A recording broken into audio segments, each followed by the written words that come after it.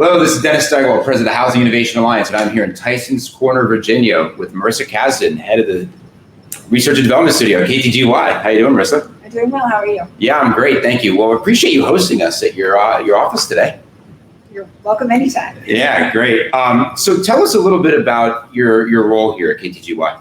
Well, I lead the Research and Development Studio at KTGY. I've worked on the design side of residential architecture at KTGY for many years, worked on both the for sale side and the higher density multifamily side of design. And then about 5 years ago, KTGY decided to invest in a fully overhead research and development studio that works on developing design concepts to look at some of the challenges that we saw our clients facing. The concepts that we work on aren't specific to any certain site or for any particular client. We're just trying to address some of the challenges that we see in the market and trying to come up with some design solutions to help inspire our clients to look at their projects a little bit differently. Okay, fantastic. So that's a pretty big commitment from an organization. Can you tell us a little bit about how that's structured and kind of how that priority was set and maintained within your organization? Well, we see ourselves as being experts in the residential architecture world, and as such, we felt it was important to really commit to that and put forward this effort to dedicate our time and resources towards what we see as the future of residential architecture. And so we have fully dedicated staff, as well as staff that rotates into the R&D studio from across the country and throughout the company that works on these various concepts. We look at concepts of all types, from low density to high density. We also have a retail studio and planning studio, and so we address concepts that focus on those different markets. And our concepts run the gamut. We have affordable housing concepts, different construction innovations that we study. We look at changes in demographics and how that might affect the way that people live. It's really, you're right, it is a different commitment than a lot of firms make, but we feel like it's a really important one, and it speaks to the core values of KTGY as a firm, and we just think it's a really important commitment to make. Yeah, well, we couldn't agree more with this investment, by the way. So I'm 100% supportive of that. Now, I know today we're going to get a chance to talk about a couple of projects that you're really excited about that overlap a lot with what our community is working on. The first of which, we're going to get to see a video on the Puzzle 30 project. Can you just give us a 30,000-foot view of what that program's all about, and then we'll go into the video? Yeah, so Puzzle 30 was developed primarily as an attainable housing concept, and we were really looking at trying to hit that zone of around 30 units per acre. And so previously, that was typically achieved in 4 stories of wood frame, and we wanted to try and achieve that with a 3-story solution. So rather than proposing like a 2-over-2 or back-to-back townhome, this is a 5-unit module that has 4 townhome units with an upper level flat above, and it sort of fits together in this puzzle and tries to achieve a higher density at that 3-story level. Okay, exciting. Well, let's take a look at that then, huh? Okay. Yeah, sounds great.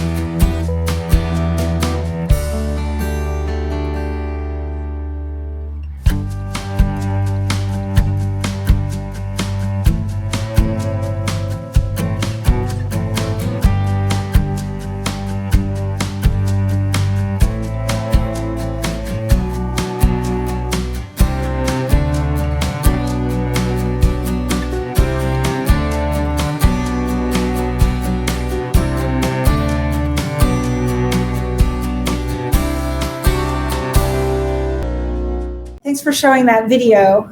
Here are some slides that show in a little bit more detail how the Puzzle 30 plan works. You can see there are 5 units in each of the modules. 4 of the units are 2-story units that each have 2 bedrooms, and then the upper level flat has 3 bedrooms, and then they all have a private designated single car garage.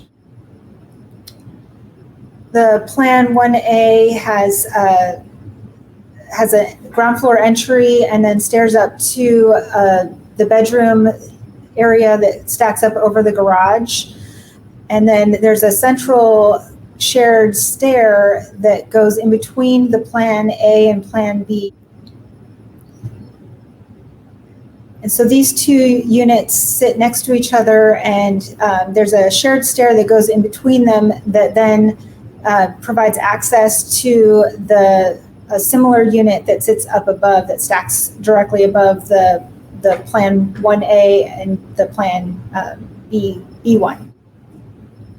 And then the Plan C is a single level flat that stacks up over the top of those. It also is provided access from the central shared stair and has a single car garage on the ground floor.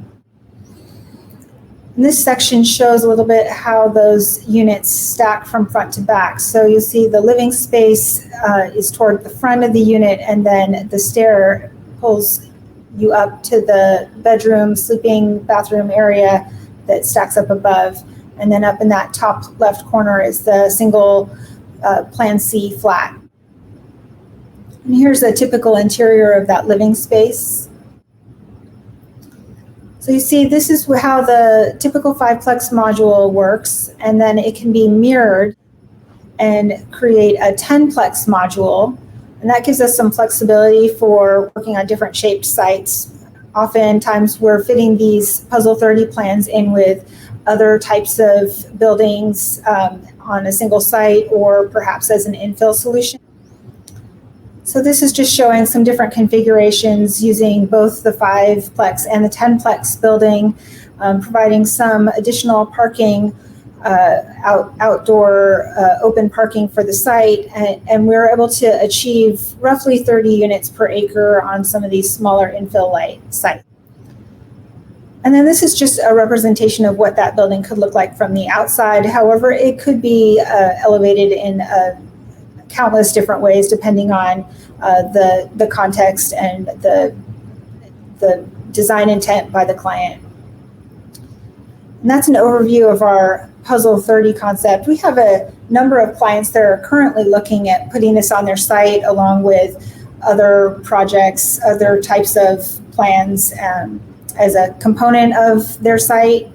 We think there's a lot of opportunity for this as an attainable housing solution. All of our clients are asking for how they can achieve attainability in a new way. And that's a conversation that they're all bringing at the very beginning of the project. How can we make this more affordable? How can we provide more on the smaller site? And so this is a concept that we often will share with them as an opportunity to try to achieve that. All right, Marissa, thanks for that overview. That was fantastic. What a cool concept. So you tell us a little bit more about who you see living in this particular product. Tell us a little bit about who you've designed this for. Well, this concept is really focused on attainability. So it's those who are trying to maybe get into a little bit higher market than what they can generally afford. We see this as being appealing to maybe a younger demographic, particularly because it's not an elevated building, so somebody who feels comfortable with the stairs. But this has often become like a piece of a larger master plan, and so it really is trying to kind of add another option within the size and scale of the different unit types that are offered. Okay, great. So when you're introducing this to one of your builder developer clients, you bring this in very early on as kind of like your secret sauce of all the recipes you're keeping on the shelf, so to speak, as you go into those master plan designs? Yeah, we're really trying to help our clients to make the most out of the land that they have, and to offer some different types of options for unit plans that can hit different types of buyers, different levels of buyers that might be looking for different things. And so we see this as like a good sort of mid-zone that can appeal to a wide range of buyers, and it often works well in a larger master plan with different types of units, both smaller and larger. We're also seeing it in some of our more infill sites, in more toward the urban areas, the smaller metros, and then all the way out to some of the suburban migration. Okay, excellent. So do you have a particular ideal client in mind when you come up with a concept like this, or are you thinking more about the problem that needs to be solved, and then you kind of start to prioritize your client base? Is there a certain profile Well, we focus on the problem first. We're finding the most interest from some of our larger national home builder clients, and they seem to be the most willing to sort of try something new and to incorporate this into some of their projects. Okay, great. So with all the momentum behind Build for Rent right now, I know you mentioned homeowners, but do you think that this product fits with renters as well? And that you could see this kind of being something that's adopted by some of these Build for Rent companies? Yeah, we definitely see this as a potential for a Build for Rent. It has, having that kind of mid-zone of square footages and 2 to 3 bedrooms. I think it definitely fits in that for that demographic as well. Okay. Now, I don't know how much of this you can share, but I understand that there's another iteration of this in the works that will give us even more density with the same footprint. Yeah, we're looking at how this could maybe be increasing in density if we went up another level. So we're looking at some other, we're always looking for new ways to increase affordability for the build for rent and the home builder market. And so, yeah, we're always looking for new ways of making it better.